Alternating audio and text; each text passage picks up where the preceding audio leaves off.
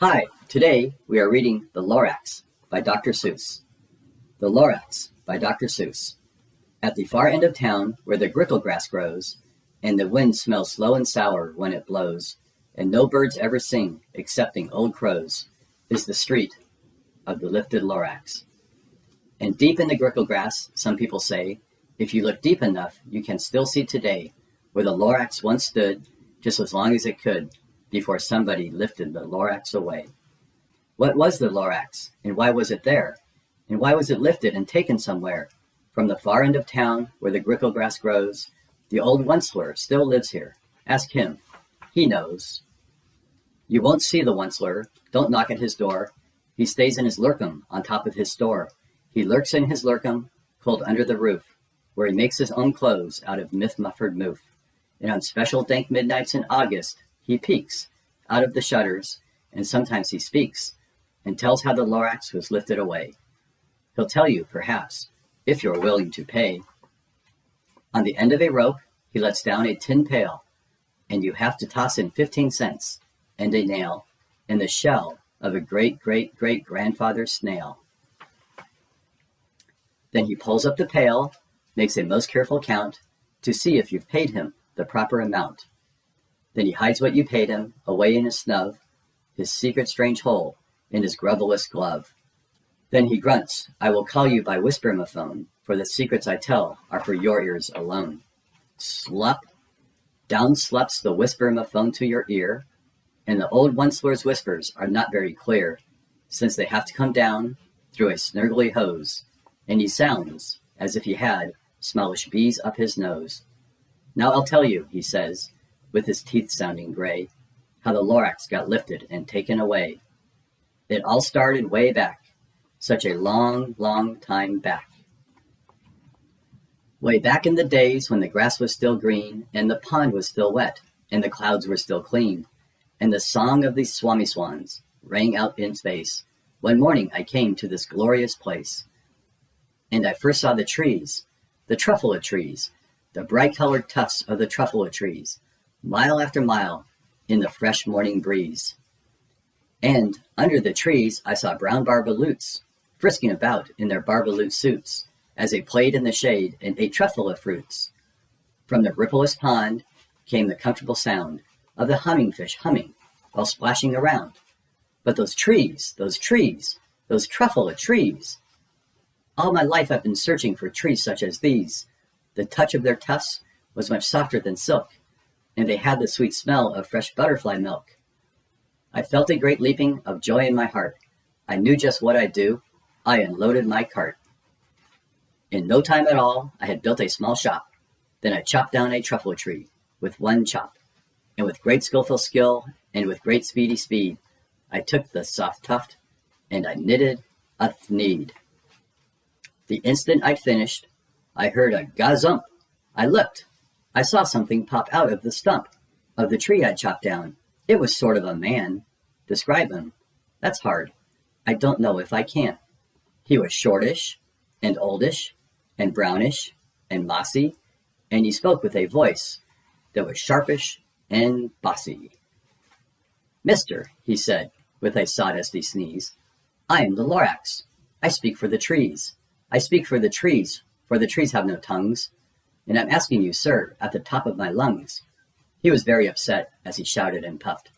What's that thing you've made out of my truffula tuft?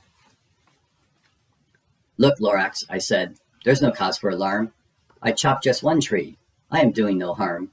I'm being quite useful. This thing is a Thneed. A Thneed is a fine something that all people need. It's a shirt, it's a sock, it's a glove, it's a hat, but it has other uses. Yes, far beyond that. You can use it for carpets, for pillows, for sheets, or curtains, or covers for bicycle seats. The Lorax said, Sir, you are crazy with greed. There is no one on earth who would buy that fool Thneed. But the very next minute, I proved he was wrong. For, just at that minute, a chap came along, and he thought that the Thneed I had knitted was great, and he happily bought it for $3.98. I laughed at the Lorax. You poor stupid guy. You never can tell what some people will buy. I repeat, cried the Lorax, I speak for the trees. I'm busy, I told him. Shut up, if you please. I rushed across the room and in no time at all built a radio phone. I put in a quick call. I called all my brothers and uncles and aunts, and I said, listen here, here's a wonderful chance for the whole Once-ler family to get mighty rich. Get over here fast, take the road to North Nitch, turn left at Weehawken, sharp right at South Stitch. And in no time at all, in the factory I built, the whole Once-ler family was working full tilt. We were knitting Thneeds, just as busy as bees, to the sound of the chopping of truffula trees. Then, oh baby oh, how my business did grow. Now chopping one tree at a time was too slow. So I quickly invented my super axe hacker, which whacked off 4 truffula trees at one smacker. We were making Thneeds 4 times as fast as before, and that Lorax, he didn't show up anymore. But the next week, he knocked on my new office door. He snapped, I'm the Lorax who speaks for the trees, which you seem to be chopping as fast as you please. But I'm also in charge of the brown barbaloots, who played in the shade in their barbaloot suits, and happily lived, eating truffula fruits. Now, thanks to your hacking my trees to the ground, there's not enough truffula fruit to go round, and my poor barbaloots are all getting the crummies, because they have gas and no food in their tummies. They loved living here, but I can't let them stay. They'll have to find food, and I hope that they may. Good luck, boys, he cried, and he sent them away. I, the Once-ler, felt sad as I watched them all go. But business is business, and business must grow, regardless of crummies and tummies, you know. I meant no harm. I most truly did not. But I had to grow bigger, so bigger I got. I biggered my factory. I biggered my roads. I biggered my wagons. I biggered the loads of the Thneeds I shipped out. I was shipping them forth to the south, to the east, to the west, to the north. I went right on biggering, selling more Thneeds, and I biggered my money, which everyone needs. Then again he came back. I was fixing some pipes, when that old nuisance Lorax came back with more gripes.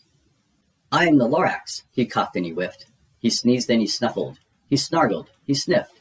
Once-ler, he cried with a cruffless croak. Once-ler, you are making such smogulous smoke. My poor swami swans, why they can't sing a note. No one can sing who has smog in his throat. And so, said the Lorax, please pardon my cough. They cannot live here, so I'm sending them off. Where will they go? I don't hopefully know. They may have to fly for a month or a year to escape the smog you've smogged up around here. What's more, snapped the Lorax. His dander was up.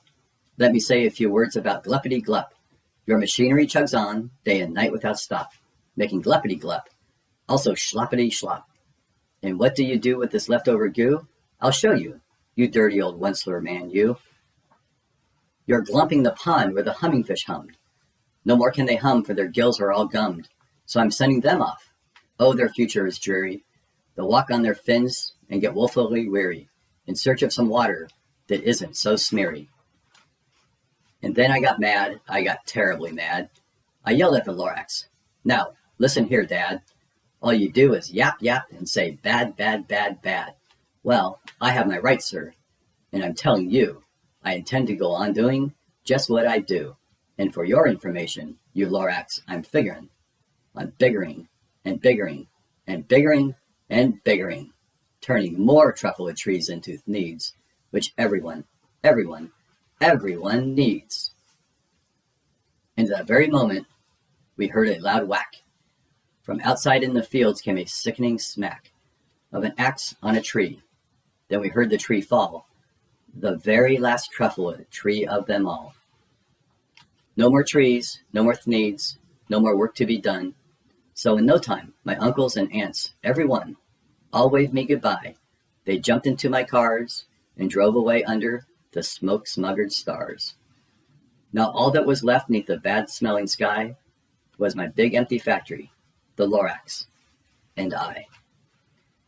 The Lorax said nothing, just gave me a glance, just gave me a very sad, sad backwards glance, as he lifted himself by the seat of his pants. And I'll never forget the grim look on his face when he heisted himself and took leave of this place through a hole in the smog without leaving a trace. And all that the Lorax left here in this mess was a small pile of rocks with the one word, unless. Whatever that meant, well, I just couldn't guess. That was long, long ago, but each day since that day, I've sat here and worried away. Through the years while my buildings have fallen apart, I've worried about it with all of my heart.